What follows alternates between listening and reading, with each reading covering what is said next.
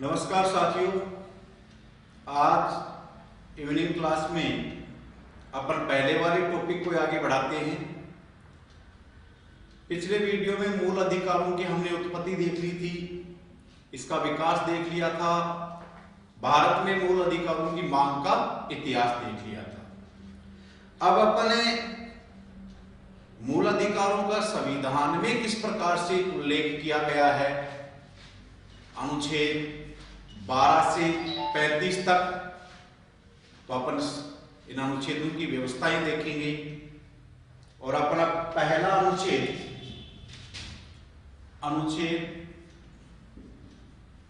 12 में क्या कहा गया है ये देखिए। सुनना दोस्तों, अनुच्छेद 12 में राज्य को परिभाषित किया गया है। पहले तो ये देखेंगे कि अनुच्छेद 12 में राज्य को परिभाषित किया गया है, अर्थात मूल अधिकारों की शुरुआत किससे होती है? राज्य से होती है। दोस्तों, पहली बात तो ये ध्यान रखना है कि मूल अधिकारों की शुरुआत राज्य से ही क्यों होती है। तो जब मैं मूल अधिकारों की विशेषताएं बता रहा था आपको, तो उसमें एक पॉइंट बताया था मैंने कि मूल अधिकार हैं वो राज्य के विरुद्ध प्राप्त है, अतः मूल अधिकारों की शुरुआत राज्य से होती है। अगला देखिएगा कि राज्य किसे माना गया है। अनुच्छेद 12 के अनुसार राज्य क्या होता है, तो पहले तो इसकी छोटी सी परिभाषा देखेंगे आप कि राज्य किसे कहते हैं। तो राज्य की दो परिभाषाएं हैं छोटी छोटी। मैक्स वेबर ने भी इसे परिभाषित किया है, वुड्रो विल्सन ने भी इसे परिभाषित किया गया है, और उन दोनों परिभाषाओं को मैं मिक्स करके बताता हूं कि राज्य क्या है। तो राज्य वह संस्था है जो एक निश्चित स्थान पर कानून का निर्माण करती है एवं इसके उल्लंघन करने वालों को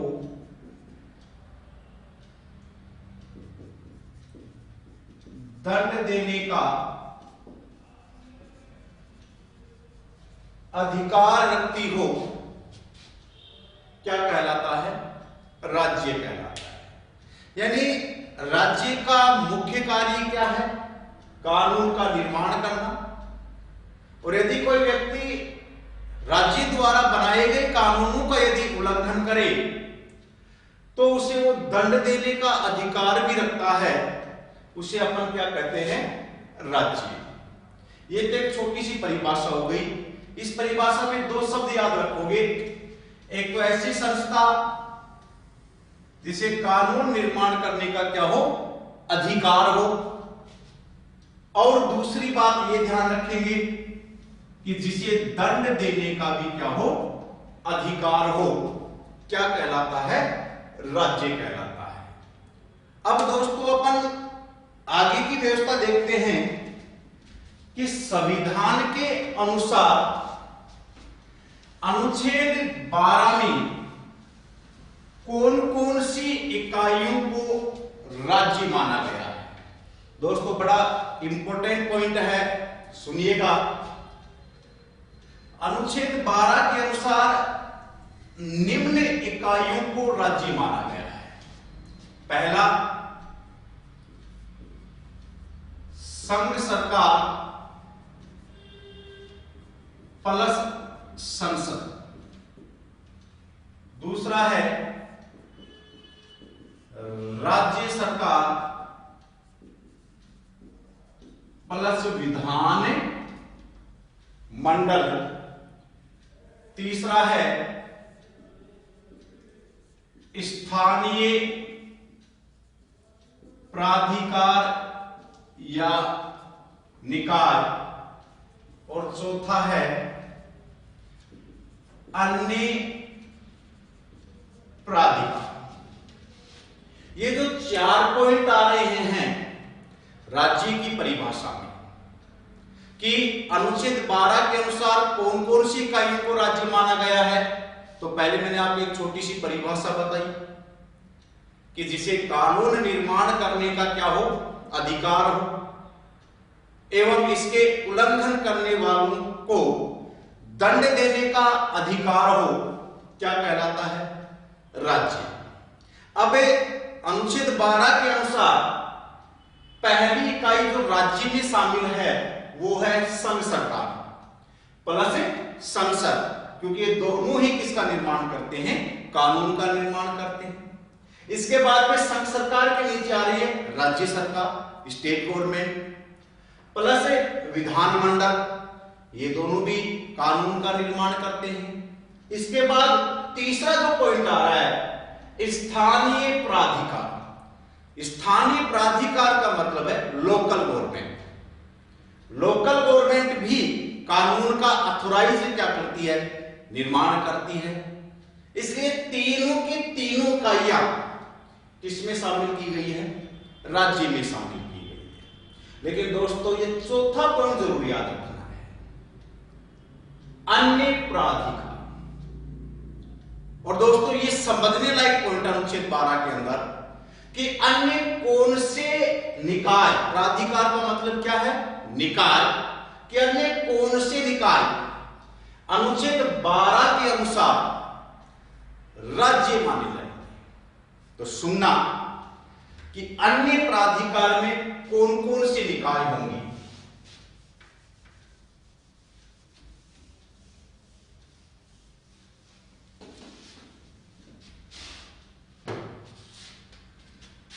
दोस्तों मैं बात कर रहा हूं अन्य प्राधिकार।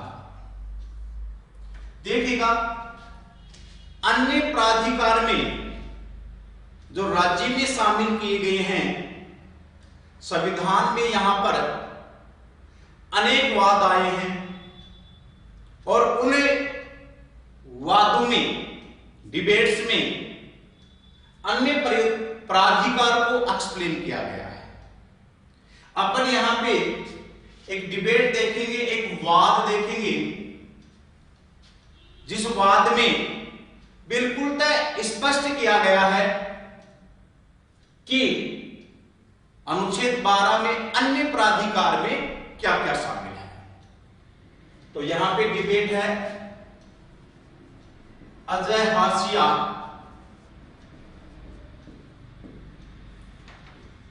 वर्सेस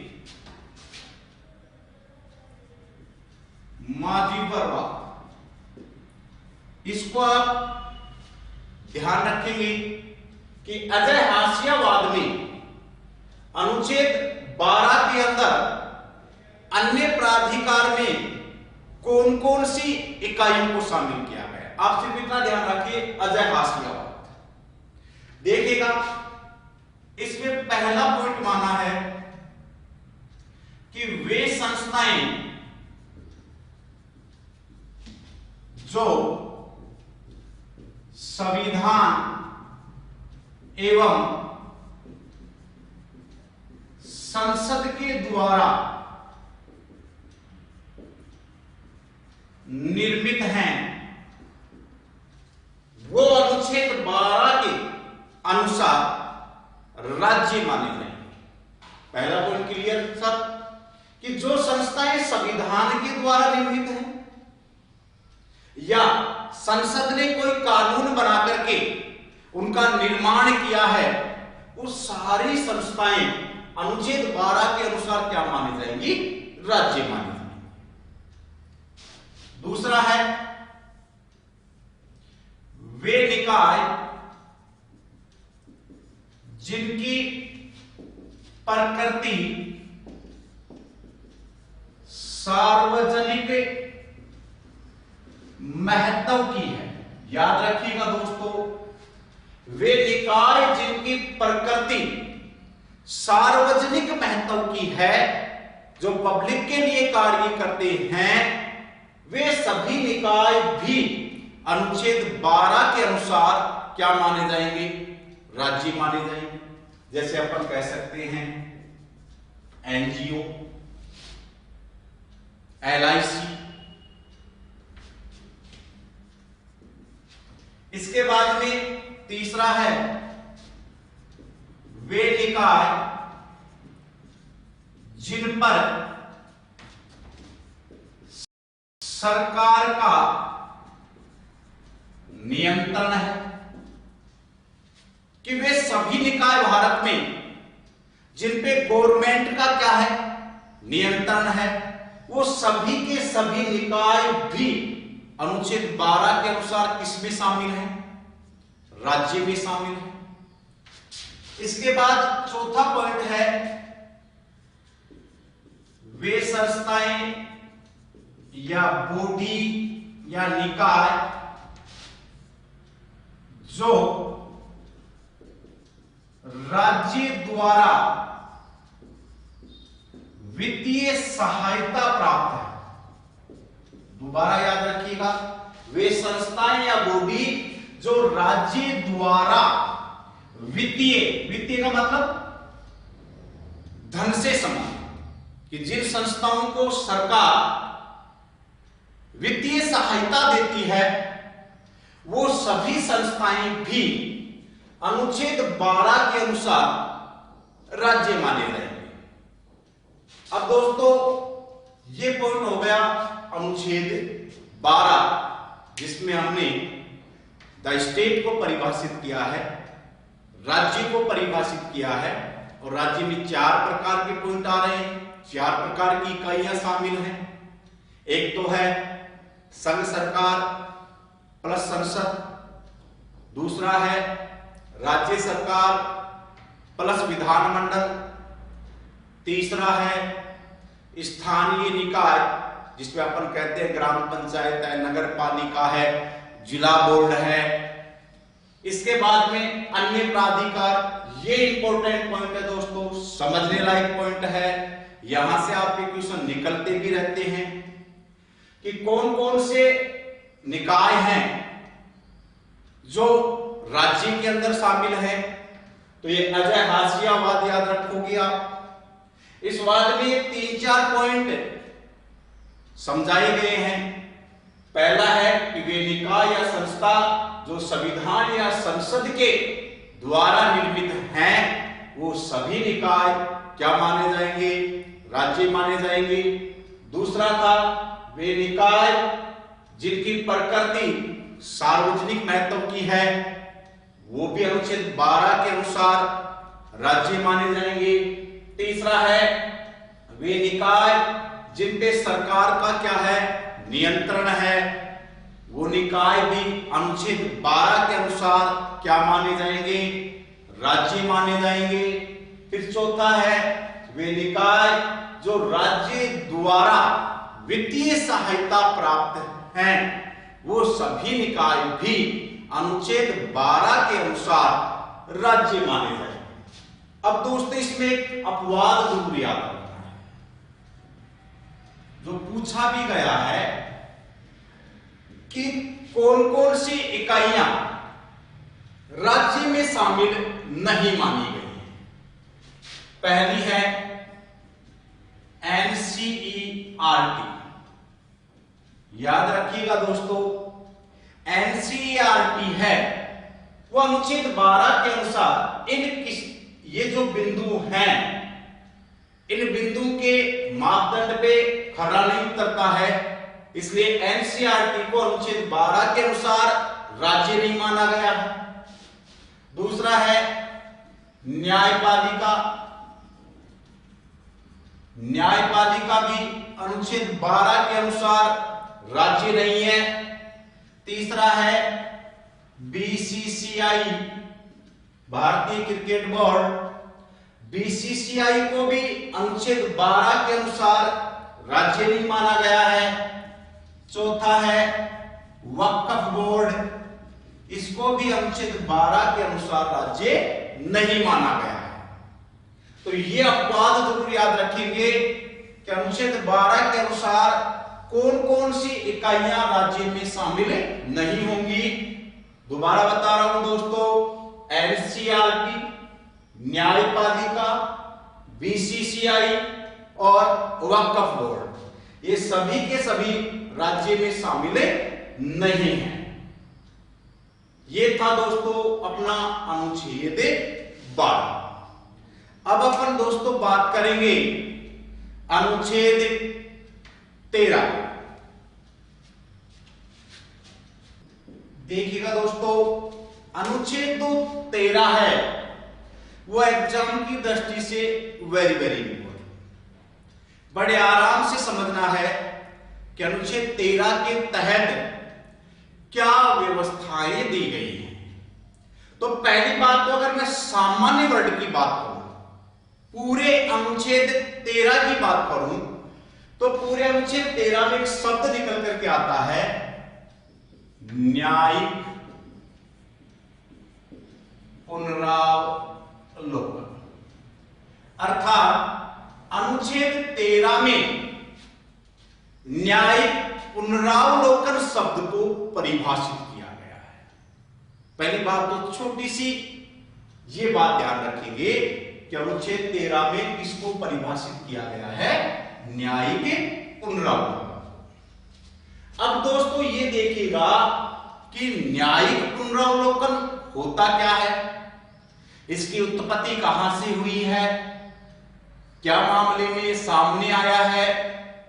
तो ये सुनिएगा कि न्यायिक पुनरावलोकन होता क्या है, पहले ये देखिएगा। न्यायिक पुनरावलोकन न्यायपालिका की वह शक्ति है जिसके द्वारा वह राज्य द्वारा निर्मित कानून को वैध एवं अवैध भागों में बांटती है। अर्थात जो कानून संविधान के प्रतिकूल हैं, उन कानूनों को न्यायपालिका रद्द कर देती है। उसे अपन क्या कहते हैं, न्यायिक पुनरावलोकन। दोबारा सुन लीजिएगा सर कि न्यायिक पुनरावलोकन होता क्या है। कानून कौन बनाता है, कानून संसद बनाती है, कानून विधानमंडल बनाता है, कानून लोकल गवर्नमेंट बनाती है। अर्थात अनुच्छेद 12 के अनुसार राज्य निर्मित करता है कि कानून राज्य बनाता है और राज्य द्वारा बनाया गया कोई कानून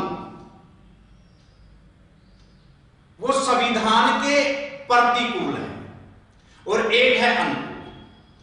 जो संविधान के अनुकूल है वो तो बनाया गया कानून लागू हो जाता है, लेकिन यदि कोई कानून है और वो संविधान के प्रतिकूल है तो उस बनाए गए कानून को न्यायपालिका रद्द कर देती है। इसी को अपन क्या कहते हैं, न्यायिक पुनरावलोकन। अब दोस्तों जो न्यायिक पुनरावलोकन है इसकी उत्पत्ति कहां से हुई, ये जरूर ध्यान रखिएगा कि न्यायिक पुनरावलोकन का इतिहास क्या है।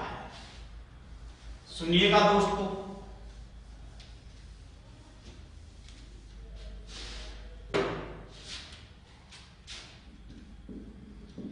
एक व्यक्ति हैं पिनोक एंड स्मिथ।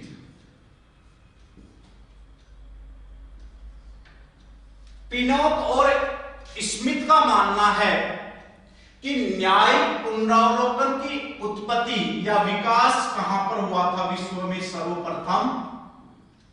ब्रिटेन। और बात भी सही है दोस्तों कि न्यायिक पुनरावलोकन की जो उत्पत्ति हुई थी, न्यायिक पुनरावलोकन का जो विकास सर्वप्रथम हुआ था वो कहां पर हुआ था? ब्रिटेन में हुआ था। ब्रिटेन में उस समय एक संस्था हुआ करती थी, प्री कौंसिल। कौन सी हुआ करती थी? प्रिवी कौंसिल एक नामक की संस्था हुआ करती थी। और इस प्री कौंसिल को किसी कानून को लागू करने की एवं उसे रद्द करने की शक्ति प्राप्त थी। लेकिन न्यायिक पुनरावलोकन की यदि एक्चुअल व्याख्या हुई है, वास्तविक व्याख्या हुई है, वो हुई है अमेरिका के संविधान में। किसके संविधान में हुई है दोस्तों? अमेरिका के संविधान में। अमेरिका का जब संविधान निर्मित हुआ था 1787 में, उस समय अमेरिका के मूल संविधान में न्यायिक पुनरावलोकन की कोई व्याख्या नहीं थी। याद रखिएगा दोस्तों कि अमेरिका के मूल संविधान में न्यायिक पुनरावलोकन का कोई विवरण या उल्लेख नहीं था। लेकिन यहां पर अमेरिका में 1803 में एक वाद आता है जिसका नाम है मार्बरी वर्सेज मैडिसन वाद। कौन सा है दोस्तों? मार्बरी वर्सेज मैडिसन वाद, जो कब आता है? 1803 में। और 1803 में जो मार्बरी वर्सेज मैडिसन वाद आया, जिसके अंदर न्यायाधीश मार्शल ने न्यायिक पुनरावलोकन की क्या की थी? व्याख्या की थी। कब की थी दोस्तों? 1803 में। यह है अपना न्यायिक पुनरावलोकन का इतिहास। दोबारा सुन लीजिएगा कि न्यायिक पुनरावलोकन का यदि विकास देखें तो न्यायिक पुनरावलोकन का विकास सर्वप्रथम कहां हुआ था? ब्रिटेन में हुआ था। और यह मानना किसका है? पिनोक एंड स्मिथ के अनुसार। ब्रिटेन में उस समय प्रिवी कौंसिल नामक एक संस्था हुआ करती थी, जिसे न्यायिक पुनरावलोकन की शक्ति प्राप्त थी। लेकिन धीरे धीरे ब्रिटेन में ये व्यवस्थाएं समाप्त होती चली गई। इसके बाद अमेरिका में संविधान निर्मित किया गया और अमेरिका में ही आज स्पष्टतः यदि न्यायिक पुनरावलोकन की व्यवस्था देखने को मिलती है, वो अमेरिका में मिलती है। लेकिन अमेरिका के मूल संविधान में न्यायिक पुनरावलोकन जैसा शब्द नहीं था। इसकी पहली बार व्याख्या जो की गई वो 1803 में की गई। और 1803 में एक वाद आता है मार्बरी वर्सेज मैडिसन का, और जिसमें न्यायाधीश थे मार्शल, और उन्होंने पहली बार न्यायिक पुनरावलोकन की क्या की? व्याख्या की। तो विकास कहां हुआ? ब्रिटेन में। लेकिन संविधान में स्पष्ट पहली बार व्याख्या किस देश के संविधान में हुई? अमेरिका के संविधान में। और ये जो न्यायिक पुनरावलोकन शब्द हमारे संविधान में आया है, वो भी कहां से लिया गया है? अमेरिका से लिया गया है। ये तो दोस्तों थी न्यायिक पुनरावलोकन की एक सामान्य सी परिभाषा और उसका विकास। लेकिन अब अपन ये देखेंगे कि अनुच्छेद 13 में क्या व्यवस्थाएं दी गई है। वेरी वेरी इंपॉर्टेंट एग्जाम की दृष्टि से सुनिएगा।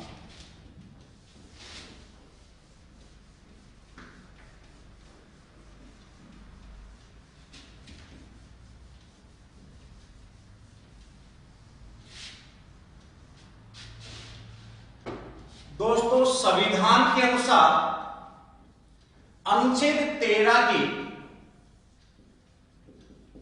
4 भाग हैं। कितने उपभाग हैं? 4, जिसमें अपन पढ़ेंगे 13(1), 13(2), 13(3) और 13(4). अगर मैं सामान्य से जनरली इसका एक्सप्लेन करूं तो पहले इसका एक सामान्य सा व्याख्या देखिएगा, 13(1), 13(2) और 13(3), और इधर देखिएगा दोस्तों 13(4). 13(1), 13(2) और 13(3) ये कहते हैं कि मूल अधिकार अपरिवर्तनीय है, अर्थात इनमें संशोधन नहीं किया जा सकता। अगर सामान्य रूप से बात करें कि 13(1), 13(2) और 13(3) क्या कह रहे हैं कि मूल अधिकार अपरिवर्तनीय है, अक्षुण्ण है, उनमें किसी भी प्रकार का संशोधन नहीं किया जा सकता। लेकिन 13(4) क्या कहता है? 13(4) ये कहता है कि अनुच्छेद 368 के तहत मूल अधिकारों में संशोधन किया जा सकता है। ये कौन कहता है? अनुच्छेद 13(4). तो पहले तो जनरली थोड़ा सा इसे समझिएगा कि अनुच्छेद 13 के कितने भाग हैं? 4 भाग हैं। 13(1), 13(2) और 13(3) ये तीनों पार्ट सामान्य रूप से ये कहते हैं कि मूल अधिकारों में कोई परिवर्तन नहीं हो सकता, इनमें संशोधन नहीं किया जा सकता। लेकिन 13(4) ये कहता है कि मूल अधिकारों में संशोधन हो सकता है, और वो कौन से अनुच्छेद के तहत हो सकता है? 368 के तहत। पहले तो आप इतनी बात को ध्यान रखिए। अब अपन इसकी स्पष्ट व्याख्या करते हैं कि 13(1) में क्या व्यवस्था है, 2 में क्या कहा गया है, 3 में क्या कहा गया है और 4 में क्या कहा गया है। तो सुनिएगा, अनुच्छेद 13(1)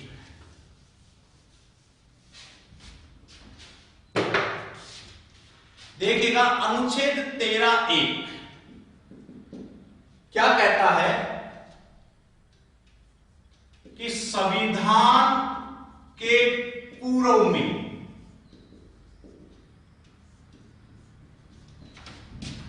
बनाई गई कोई विधि या कानून यदि मूल अधिकारों में हस्तक्षेप करे तो वह विधि शून्य हो जाएगी। ये कहता है अनुच्छेद 13(1). सुनना एक मिनट, एक्सप्लेन सुनिएगा आराम से। 13(1) ये कहता है कि संविधान के पूर्व में, हमारा संविधान लागू हुआ 1950, और 1950 से पहले बनाई गई कोई विधि है, कोई कानून है। अब जैसे भारत आजाद हो गया 47 में, 47 से पहले या 50 से पहले अंग्रेजों के द्वारा भारतीय शासन संचालित था, और 1935 का एक्ट है, 1919 का एक्ट है, और 1935 का जो एक्ट था वो लगभग आज भी भारतीय संविधान पे पूर्णतः प्रभाव रखता है। लगभग 250 अनुच्छेद ऐसे के ऐसे लिए गए हैं। जैसे पहले की जो दंड व्यवस्था थी दंड संहिता, वो अंग्रेजों वाली दंड संहिता आज भी भारतीय संविधान में अपनाई गई है। तो पहले का यदि कोई कानून बनाया गया है, वो वर्तमान में व्यक्ति विशेष के मूल अधिकारों में क्या कर रहा है, हस्तक्षेप कर रहा है, तो जहां तक वो हस्तक्षेप कर रहा है वो कानून अपने आप में क्या हो जाएगा, शून्य हो जाएगा। ये कहा गया है अनुच्छेद 13(1) में, और इसी को अपन कहते हैं आच्छादन का सिद्धांत। किसका सिद्धांत कहते हैं? आच्छादन का सिद्धांत। और ये जो आच्छादन का सिद्धांत आया है, ये कौन से वाद में आया है? यह आया है बीखाजीवाद के दौरान। कौन से वाद के दौरान आया है? बीखाजीवाद के दौरान। अब आपसे ये पूछ लिया जाए कि आच्छादन का सिद्धांत क्या होता है, तो आच्छादन का सिद्धांत का मतलब है कि संविधान के पूर्व में बनाई गई कोई विधि यदि मूल अधिकारों में क्या करे, हस्तक्षेप करे, तो वह विधि क्या हो जाती है, शून्य हो जाती है। इसी को अपन कहते हैं आच्छादन का सिद्धांत। क्लियर दोस्तों? इसके बाद में अनुच्छेद 13(2) क्या कहता है?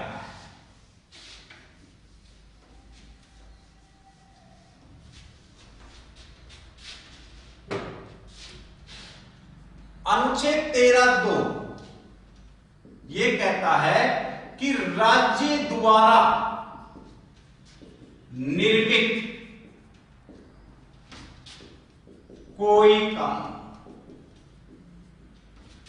यदि मूल अधिकारों में हस्तक्षेप करे तो वह कानून भी शून्य हो जाएगा।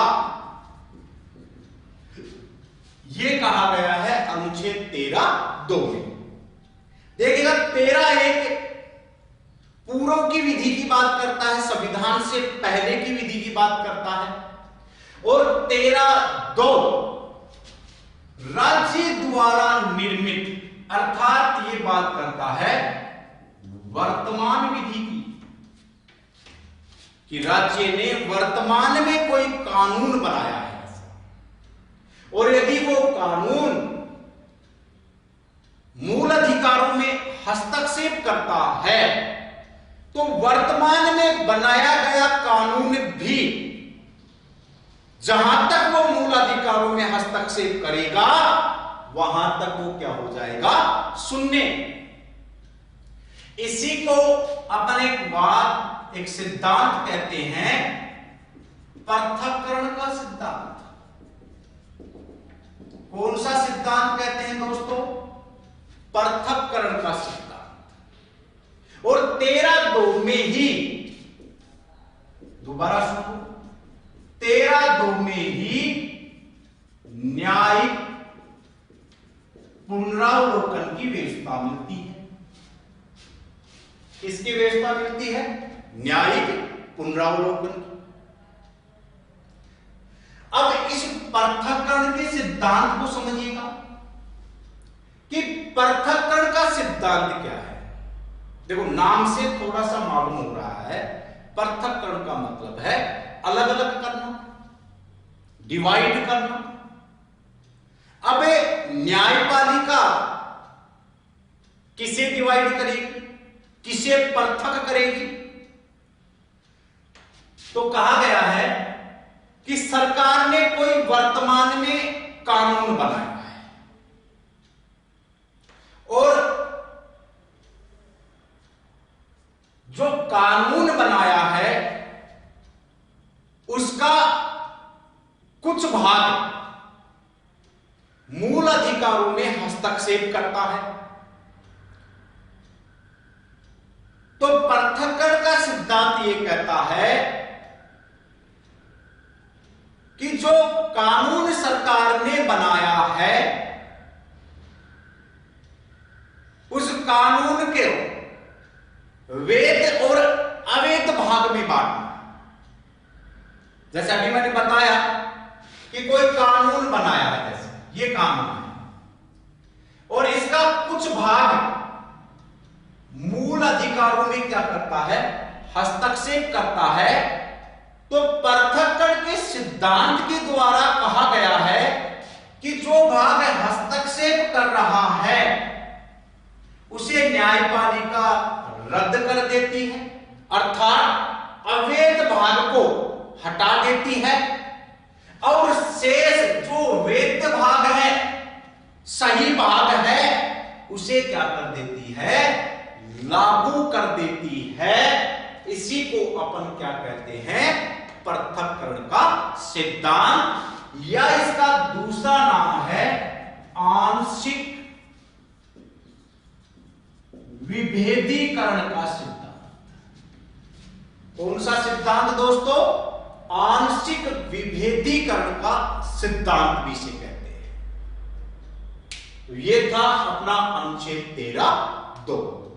अब 13(1) और 13(2) के आप तुलनात्मक अध्ययन भी कर सकते हैं कि 13(1) संविधान के पहले जो विधियां बनाई गई थी उनके बारे में बातचीत करता है और 13(2) है वो वर्तमान सरकार या राज्य के द्वारा निर्मित कानून का उल्लेख करता है। और संक्षेप में अपन ये कह सकते हैं कि चाहे वो संविधान के पूर्व की विधि हो या राज्य द्वारा निर्मित कोई वर्तमान विधि, यदि दोनों ही मूल अधिकारों में हस्तक्षेप करते हैं तो न्यायपालिका उन दोनों को ही क्या कर देती है, शून्य कर देती है। एक आच्छादन का सिद्धांत है जो पूर्व की विधि की बात करता है, एक आंशिक विभेदीकरण या पृथक्करण का सिद्धांत है।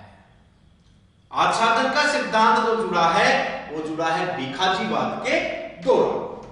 ये था 13(1) और 13(2). इसे 13(1) और 13(2) में दोस्तों एक और सिद्धांत है, उसको और समझिएगा क्योंकि तीनों सिद्धांत इसमें इंपॉर्टेंट है, जिसमें अपन ने आच्छादन का देख लिया, पृथक्करण का देख लिया, एक और सिद्धांत है तीसरा दोस्तों अधित्याग का सिद्धांत। ये और सुनिएगा कि अधित्याग का सिद्धांत क्या होता है, किसे कहते हैं अधित्याग का सिद्धांत। अधित्याग में कहा गया है कि जो मूल अधिकार हैं वो सार्वजनिक कल्याण के लिए, अतः कोई व्यक्ति अपनी इच्छा से इन अधिकारों को त्याग नहीं सकता। इसी को अपन कहते हैं अधित्याग का सिद्धांत, कि जो सरकार आपको फंडामेंटल राइट दे रही है वो किसी व्यक्ति विशेष के हित के लिए नहीं है, वो संपूर्ण समाज के लिए उपयोगी है। अतः कोई व्यक्ति अपनी इच्छा से इन अधिकारों को त्याग नहीं सकता। इसी को अपन कहते हैं अधित्याग का सिद्धांत। और ये जो अधित्याग का सिद्धांत है ये कौन से वाद के दौरान जोड़ा गया है, ये जोड़ा गया है दोस्तों विश्वेश्वरवाद के दौरान। कौन से वाद के तहत जोड़ा गया है, विश्वेश्वरवाद के दौरान। ये था अधित्याग का सिद्धांत।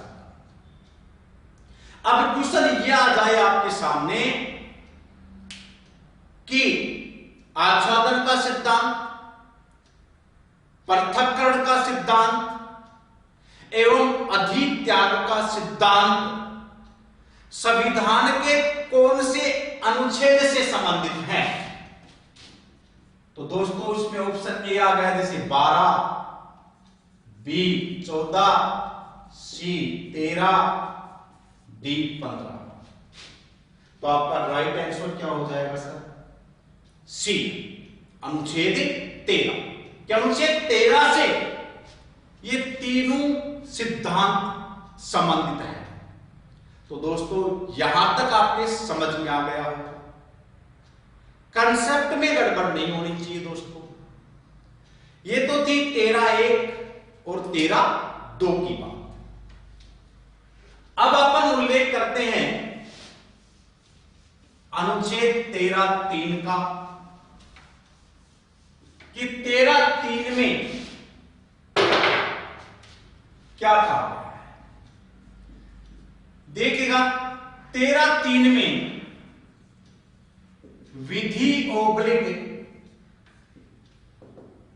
कानून को परिभाषित किया गया कि विधि क्या होती है, कानून क्या होता है।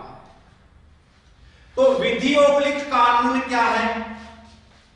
विधि नंबर 1 आदेश है, नंबर 2 अध्यादेश है, नंबर 3 नियम है, नंबर 4 अधिसूचना है, नंबर 5 रूढ़ि ओब्लिग प्रथा। दोस्तों ध्यान रखिएगा कि अनुच्छेद 13(3) में एक सामान्य कानून की परिभाषा दी गई है कि एक्चुअल में विधि क्या होती है। तो विधि का मतलब होता है कानून। कानून का मतलब क्या है? कि आदेश देकर के कानून का निर्माण किया जा सकता है। इसके बाद में राष्ट्रपति और राज्यपाल अध्यादेश देकर भी कानून का निर्माण करते हैं, नियम बनाते हैं, वो भी एक कानून होता है। अधिसूचना जारी करते हैं, वो भी एक कानून होता है। या कोई रूढ़ि है या अपना कोई ट्रेड है, प्रथा, जो बहुत पहले से लागू है। अब जो प्रथाएं बहुत पहले से लागू हैं, वो भी धीरे धीरे समाज में किसका रूप ले लेती हैं? कानून का रूप ले लेती हैं। ये समझाया गया है अनुच्छेद 13(3).